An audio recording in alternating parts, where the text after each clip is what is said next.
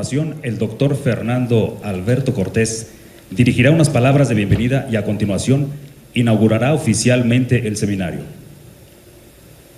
Muy buenos días, sean todos ustedes muy bienvenidos a este seminario de buenas prácticas de monitoreo y evaluación de las entidades federativas 2017. A la Comisión Ejecutiva del Coneval y a los miembros del Coneval les causa mucho gusto que estén ustedes aquí presentes, que son quienes hacen la política de desarrollo social en las entidades federativas. El Coneval empezó sus labores en el segundo trimestre de 2016, pero la parte de evaluación que se lleva a cabo en las entidades federativas solo empezó a desarrollarse alrededor de 2010 y 2011, por ahí. En estos 5 o 6 años nos parece que ha habido un avance espectacular y es eso lo que vamos a ver el día de hoy en estos 2 días de trabajo. Más aún, es bien notable la labor que ustedes han desempeñado y que será motivo central de los reconocimientos que se darán hoy día a las 6 de la tarde. Nuevamente sean ustedes muy bienvenidos a este seminario y en este momento declaramos inaugurado el seminario 2017. Muchas gracias. Buenos días. Ya después de la inauguración oficial, lo que yo voy a hacer es aquí platicar unos 20-25 minutos del primer gran tema, pero quiero reiterar la bienvenida y realmente el enorme gusto de estar con todos ustedes. Aquí hay personas interesadas, personas que hacen la chamba directamente de medición, de evaluación, de planeación de 29 entidades de la República. Tenemos 29 entidades, nada más nos fallaron Tlaxcala y Nuevo León, que en el caso de Nuevo León pues es un error porque aquí hubieran podido agarrar varias firmas. Ahorita voy a parar, pero esto que está aquí no sé bien ni cómo se lee, ¿no? Hay quien me dice que se lee como 3.800.000, casi 900.000 pesos, que parecería que es el monto que en el 2018 se va a ir a las entidades federativas. Como quiera que se lea este número, es un número bien grandote y es un número que va creciendo y ha ido creciendo en los últimos 30 años, lo cual implica, como ustedes saben, que una mayor responsabilidad de la política pública se está yendo a lo local, tanto entidades como municipios, que tiene sentido porque en este acuerdo fiscal lo que se ha pensado por algunos años es que muchas veces quien está gobernando en lo local, quien ve las cosas en el día a día, que son ustedes, pueden conocer mejor la problemática de lo que pasa en el campo, lo que pasa en los territorios, y por lo tanto tiene sentido de que una parte importante y creciente de los recursos que se generan en todo el país se vaya directamente a los estados. Lo que también tiene que suceder, dado esto, es que las entidades y los municipios deben de ir creciendo su transparencia, su responsabilidad y su evaluación y medición de estos recursos. Porque si no estaría como chueca la ecuación, ¿no? Que haya más recursos a los estados y que ahí no tengamos los ejercicios de rendición de cuentas y de planeación y de medición, estaría como la ecuación medio chueca. Y es por eso que decía Fernando que ya hace unos años, afortunadamente, en las entidades en su conjunto, unas más que otras posiblemente, estamos viendo esta mayor responsabilidad, mayor interés y mayor trabajo en las áreas de evaluación, en las áreas de medición. Y eso es exactamente lo que nos convoca a este día, en estos 2 días. Entonces, estos son los elementos mínimos que nos gustaría y que suceden como para tener condiciones de construir sistemas de evaluación y monitoreo, ¿no? Por ejemplo, el proceso de transparencia y rendición de cuentas, que es un proceso que viene aparejado cuando hay gobiernos democráticos. Cuando hay gobiernos democráticos, este tema de transparencia y rendición de cuentas casi que sale automáticamente porque la gente nos lo pide. El ciudadano nos lo exige, el ciudadano nos lo demanda, y por lo tanto los gobiernos tenemos, casi que nos guste o no, tener ese elemento de transparencia y rendición de cuentas. O déjame decirlo al contrario, mientras más autoritario un gobierno, menos elementos de transparencia y rendición de cuentas van a suceder en ese territorio, en ese país, en ese estado. Gobiernos, ya decíamos, con mayor elementos de democracia que generan la transparencia. Sensibilizarse y tener capacidad en los temas de evaluación es un paso que es el siguiente elemento que nos da un ambiente favorable para que en un estado, para que en un país haya evaluaciones, haya mediciones. Y este último tema en el cual los gobernantes podamos de manera sistemática utilizar información, utilizar evidencia para tomar mejores decisiones. Es decir, la política pública, como tú lo sabes mejor que nadie, no es una cosa fácil. No es que de repente con un programa único y diseñado desde el cielo, digamos, podemos resolver una o varias problemáticas. La política pública la diseñamos nosotros mismos. Los programas los diseñamos los seres humanos, que somos falibles, que a veces nos equivocamos y que no siempre le atinamos a la primera. No siempre un problema se soluciona con el primer programa que diseñamos.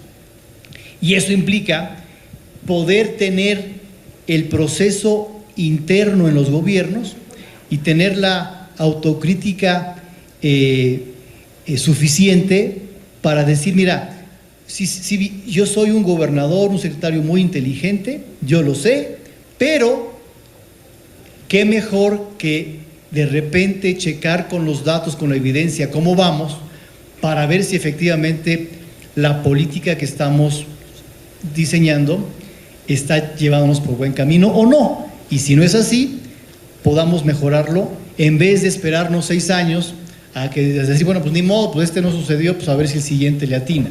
¿Por qué no, de manera sistemática, utilizamos información para mejorar de manera permanente? Entonces, un sistema como los que hoy están ya avanzando en muchos de los estados, hay muchos estados, como lo vamos a ver en la tarde, que o bien han tenido un sistema más completo, o bien los primeros pasos o prácticas concretas de evaluación, por lo cual serán reconocidos, pero al menos son los primeros pasos de sistemas más complejos, ¿no? ¿Qué mejor que tener un gobierno en donde la suma de estas prácticas de evaluación, la evidencia de cómo va el Estado, se utilice de manera sistemática para tomar las mejores decisiones en el día a día? Ese es un proceso en donde se tiene un sistema de evaluación, se consigue tenerlo, pero además, ya que lo tenemos, luego enfrentamos retos para ver cómo continuarlo y cómo consolidarlo y cómo modificarlo cuando se tenga que modificar. Por ejemplo, hay cambios en las necesidades de la gente, hay programas que solucionan bien los problemas, otros no tanto. Hay prioridades que van cambiando de un gobierno a otro o de un momento a otro. Por ejemplo, después de los sismos, claramente en Chiapas y en Oaxaca, la prioridad cambió. Y cuando las prioridades cambian, y a veces súbitamente, como en el caso nuestro, o en el caso de la Ciudad de México, o Puebla, o Morelos, por supuesto, en el caso de las tragedias, las prioridades cambian y nuestros sistemas de información y de evaluación deberían tener la flexibilidad suficiente para de repente cambiar el foco y el énfasis y que la evidencia nos dé lo que nos hace falta en materia, por ejemplo, de padrones de la población que perdieron sus casas y que esa información es evidencia para hacer un mejor trabajo de política pública y no duplicar los esfuerzos, no duplicar los apoyos a una sola familia sin tener la información suficiente. Entonces, ya que tenemos un sistema de ellos, de esta naturaleza, más o menos bien cimentado, un reto es cómo tenerlo en el largo plazo, cómo hacerle para tener una sostenibilidad y cómo incluir en esos cambios lo que diferentes actores están queriendo, están buscando de un sistema de información. Un sistema de información donde no solamente el gobernador o la gobernadora tienen información para tomar decisiones, también los operadores, también la ciudadanía, también el secretario o la secretaria de Planeación o Desarrollo Social o de Economía o de Finanzas requieren información y no siempre es la misma. No siempre los sistemas generan información única y esa única la utiliza todo mundo. Vamos cambiando y a veces necesitamos información diferenciada para unos y para otros, ¿no? Los operadores del día a día requerirán información importante sobre elementos de avance de su trabajo, sobre en dónde tienen que tomar apoyos y en dónde no, en dónde son prioritarios los apoyos, cómo se alimentan ellos de la información. Por ejemplo, los famosos información que genera o la Sedesol federal o las secretarías locales de información del quiz o del CICI, o esos procesos en donde la Sedesol federal está buscando la mejor forma de saber en dónde está la población en pobreza extrema, que luego tiene que ser complementada con lo que pasa y lo que los estados saben, ¿no? Porque si bien es cierto que la Sedesol tiene de inicio muy buena intención de ir buscando la población con más carencias, también es cierto que el Estado a veces tiene mejor información que la Sedesol federal y hay que tomarla en cuenta para que al final de cuentas, como decíamos al principio, el pacto federal implica en el fondo que lo que está pasando en el campo, en el día a día, lo conocen muy bien quienes están gobernando en el campo, en el día a día, que son los municipios, que son los gobiernos locales. No siempre, a veces sí, la federación. Entonces, esos elementos son un conjunto de elementos de información que ustedes van a ir viendo en sus estados, cuál es la mejor forma de ir construyendo el sistema en cada estado. Si bien hay principios generales, si bien hay principios globales que pueden servirnos a todos los países y a los estados, ciertamente el sistema de evaluación en Chiapas tendrá modificaciones, tendrá cosas diferentes al sistema de información en Chihuahua o en Sonora o en Baja California, porque tendrán prioridades e incluso institucionalidad diferente. Entonces, las historias tienen que ir cambiando para mantener y luego hay retos en mantener un sistema de evaluación que a veces hay unos retos que son previsibles. Un cambio de gobierno. Un cambio de gobierno, sabemos que nuestros gobiernos van a terminar cada 6 años o cada 4 años o cada 3 años y eso va a implicar varias cosas. Renovación de las personas, cambio en el énfasis de las personas que llegan. A lo mejor el siguiente gobierno no le parece tan atractivo la medición ni la evaluación. A lo mejor el secretario o el encargado de las evaluaciones en el Estado pues ya se fue y ya no tenía tanto el que viene ya no tiene tanto énfasis en este tema, pero cómo a pesar de esos cambios, a partir de un proceso democrático que esperamos que ese sí no cambie en México ni en los estados, mantengamos funcionando un sistema de medición, un sistema de evaluación que nos vaya generando la información suficiente. Hay veces que el presupuesto para el área de evaluación pues se recortó porque no fue prioritario para Hacienda, no fue prioritario para el gobierno. Bueno, ¿cómo poder mantener un sistema de información y de medición a pesar de estos cambios? Y por supuesto, ¿cómo mantener un balance político en el sistema de evaluación? Porque al final de cuentas, y lo decimos aquí desde el Coneval a cada rato, generar un sistema de medición, generar un sistema de evaluación es un reto político con elementos técnicos y no al revés, ¿no? Es decir, por supuesto, y eso lo decía Ray Ruiz del Banco Mundial, y siempre lo cito, pero no solamente, evidentemente es importante la evaluación, la medición, la encuesta, una evaluación bien hecha, una medición técnicamente muy buena, es importante tener buenos censos, buenas encuestas de hogares, esto es importante en lo técnico. Pero nada de esto funcionaría si no tenemos un sistema de evaluación en donde los agentes y las partes estemos medianamente de acuerdo.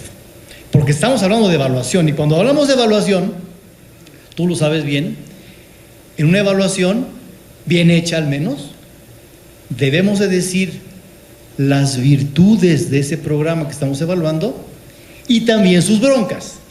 Y cuando tú dices las broncas de un programa, ya estás pisando uno o dos callos de alguien que no nos gusta. A mí no me gusta que me digan lo que me sale mal. Y menos que me lo digan en frente de 1000 personas, y menos que me lo digan que salga en la prensa. Entonces, las evaluaciones y las mediciones de pobreza, por su naturaleza, tienen elementos en donde decimos a veces lo que no funciona bien del programa, porque si no lo decimos no es una evaluación. Dado que las cosas no son perfectas, jamás la evaluación deberá decir alguna cosa que no va bien en un gobierno, en un programa, en una estrategia. Y eso implica un potencial enfrentamiento con alguien más.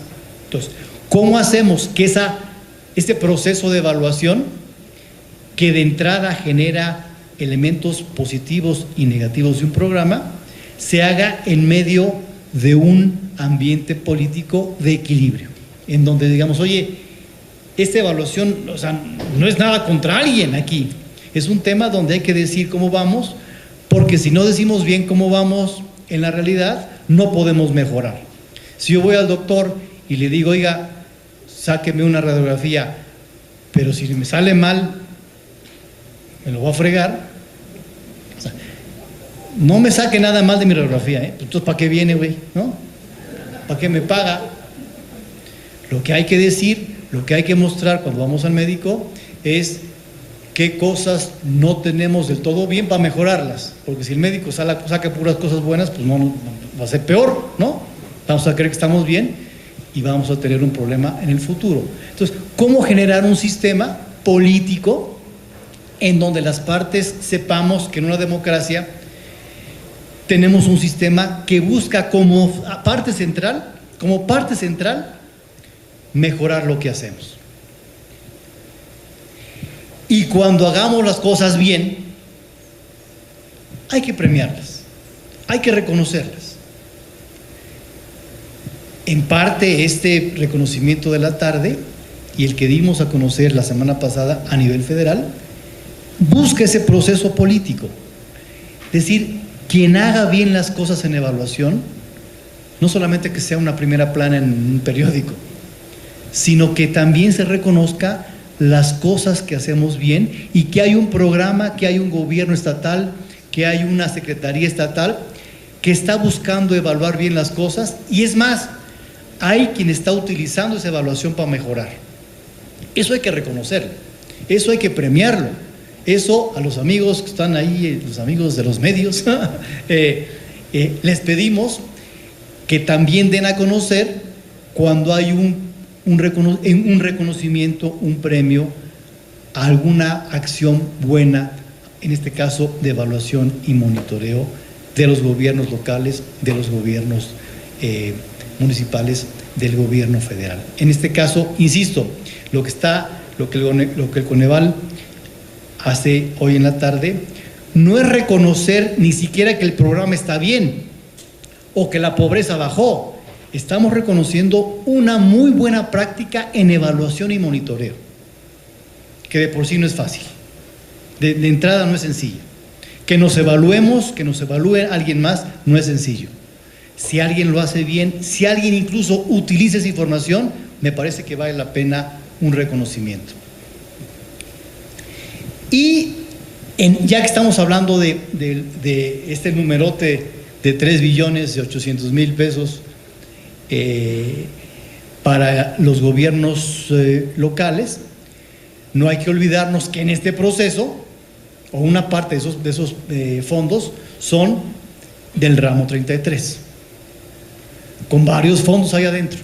Y esos fondos hay que evaluarlos, esos fondos hay que ver cuál es el destino y cuál es el resultado de esos fondos. No siempre, y hay que decirlo así, no siempre hemos tenido la transparencia necesaria en los estados para el uso de esos fondos.